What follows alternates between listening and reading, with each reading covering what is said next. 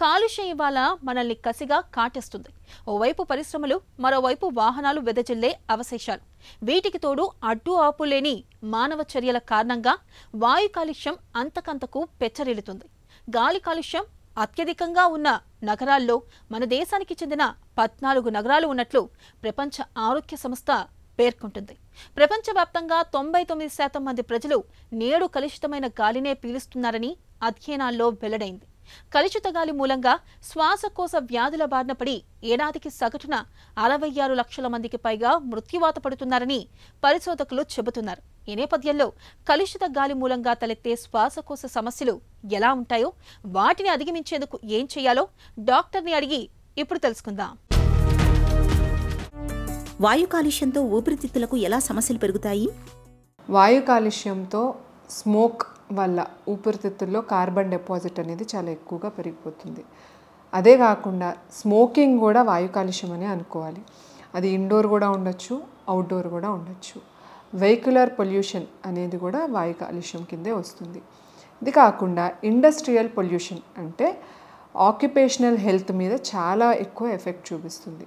ఇప్పుడు smoking, vehicular pollution, occupational health, industrial dust వల్ల ఇవి మూడు కూడా సిఓపిడి అనే వ్యాధి చాలా ఎక్కువగా దారితీస్తుంది అన్నమాట.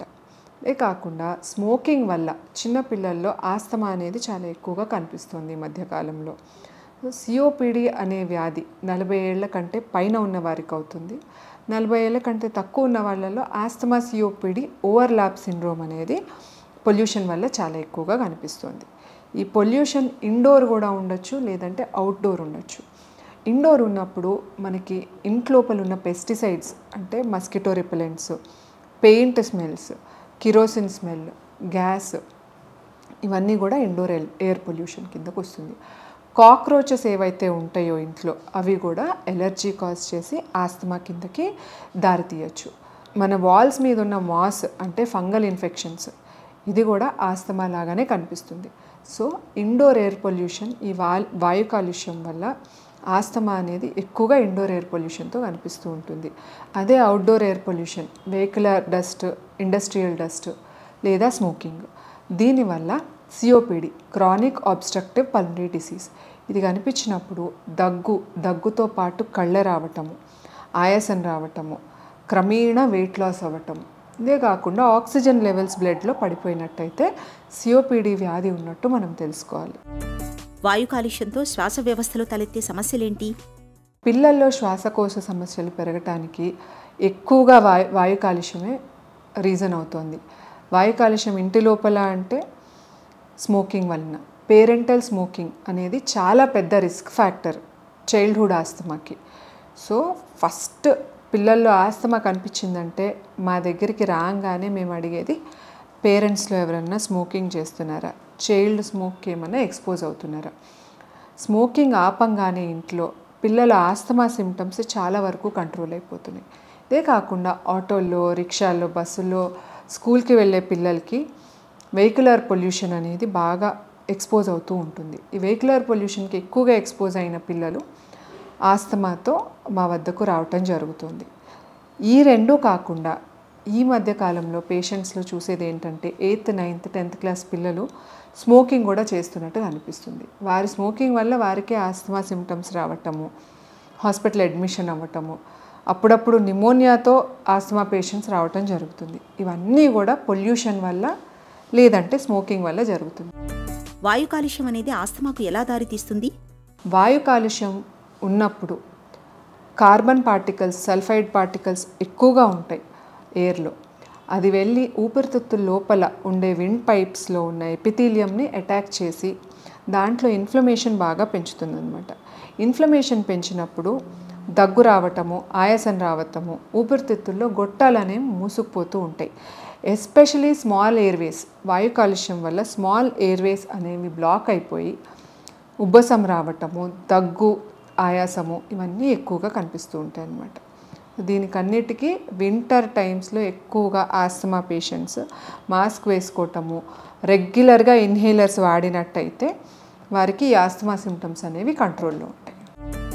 సిపిఓడి, క్రానిక్ బ్రాంకైటిస్, ఎంఫసీమా జబ్బులకు కాలుష్యానికి సంబంధం ఉందా? సిఓపిడి క్రానిక్ బ్రాంకైటిస్ కానీ ఎంఫైసీమా అనే జబ్బులు చిన్నతనం నుంచి బాగా ఎక్కువగా వెహికులర్ పొల్యూషన్, ఎస్పెషలీ మనం చూస్తూ ఉంటాం ట్రాఫిక్ పోలీసులు, lorry drivers, trolley truck drivers, వీరందరూ కూడా సిఓపిడికి గురై ఉన్నారు. వెహికులర్ పొల్యూషన్, స్మోకింగ్, ఇవి రెండు చాలా ఎక్కువగా సిఓపిడికి దారితీస్తూ ఉంటాయి అన్నమాట. వీరిలో ఊపిరితిత్తులు, మామూలుగా ఉండే ఊపిరితిత్తులు బెలూన్ లాగా ఊదిపోతాయి. బెలూన్ లాగా ఊదినప్పుడు లోపలికి గాలి వెళ్ళటము, బయటికి రావటము రెండు ఇబ్బందిగానే ఉంటుంది. అది మనం ఎంఫైసీమా అంటాం. క్రానిక్ బ్రాంకైటిస్ అనగా వెహికులర్ పొల్యూషన్, స్మోక్ వల్ల లోపలికి పార్టికులేట్ మ్యాటర్ అనేది వెళ్ళిపోయి ఇన్ఫ్లమేషన్ అనేది దారితీస్తుంది అనమాట. ఇన్ఫ్లమేషన్ ఎక్కువగా అయినప్పుడు దగ్గు, గల్ల ఎక్కువగా రావటము, ఈ రెండిటితో వీక్నెస్ బాగా ఎక్కువ వస్తుంది. వాయు కాలుష్యంతో లంగ్ క్యాన్సర్ ముప్పు పెరుగుతుందా? స్టడీస్ ప్రకారము lung cancer directly related to smoking. స్మోక్లో ఉన్న కాలుష్య పదార్థాలే వాయు కాలుష్యంలో కూడా కనిపిస్తూ ఉంటాయి. వెహికులర్ స్మోక్ కానీ, ఇండస్ట్రియల్ స్మోక్ కానీ. సో డైరెక్ట్గా అవే మనకి లంగ్ క్యాన్సర్ కూడా కాజ్ చేస్తాయి అనేది మనము ప్యారలల్గా తెలుసుకోవచ్చు. కాలుష్యం బారి నుంచి మన ఆరోగ్యాన్ని ఎలా కాపాడుకోవాలి? కాలుష్యం బారి నుంచి మన ఆరోగ్యాన్ని కాపాడుకోవాలంటే ప్రథమంగా బయట రోడ్ల మీద తిరుగుతున్నప్పుడు కానీ, లేదంటే 2 వీలర్ అనేది డ్రైవ్ చేసేటప్పుడు కానీ మాస్క్ అనేది వేసుకున్నట్టయితే సగం కాలుష్యం అక్కడికక్కడ పోతుంది. కాకుండా ఇంట్లో ఉన్నప్పుడు కూడా మనం ఇన్ఫెక్షన్స్కి గురి అవ్వచ్చు. గురి అయ్యేవారు ఎవరంటే ఆస్తమా ఉన్నవారు, లేదంటే డయాబెటీస్, హైపర్ టెన్షన్, గుండె జబ్బు, వీరందరికీ ఇమ్యూనిటీ కొంచెం తక్కువ ఉంటుంది. కాబట్టి ఈ ప్రాబ్లమ్స్ ఉన్నవారు కంపల్సరీ వ్యాక్సినేషన్ అనేది తీసేసుకున్నట్టయితే వారికి జబ్బులు రాకుండా ఉంటాయి, ఇన్ఫెక్షన్ రాకుండా ఉంటుంది. బాగా ఎక్కువ వయసు ఉన్నవారు కానీ, లేదంటే 10 years కంటే లోపల ఉన్నవారికి ఇన్ఫెక్షన్స్ చాలా కామన్గా వస్తాయి. కాబట్టి వ్యాక్సినేషన్స్ అనేవి తీసుకుని ఎక్సర్సైజ్ అనేది బాగా చేయాలి. ప్రాణాయామము, యోగా అనేది చేసినట్టయితే లంగ్ కెపాసిటీ కూడా చాలా వరకు బాగుంటుంది. ఇదే కాకుండా హై ప్రోటీన్ డైట్ తీసుకున్నట్టయితే, అంటే నాన్ వెజిటేరియన్స్ అయితే ఎగ్, ఫిష్, చికెన్ ఇవన్నీ బాగా ఎక్కువగా తీసుకోవాలి. ఆయిల్ పదార్థాలు బాగా తగ్గించుకుంటూ ఉండాలి.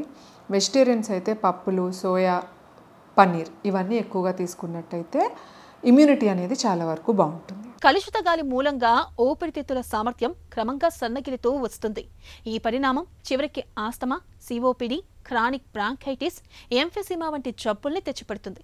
ఈ నేపథ్యంలో వాతావరణం కలుషితం కాకుండా చూసుకోవడం మనందరి బాధ్యత.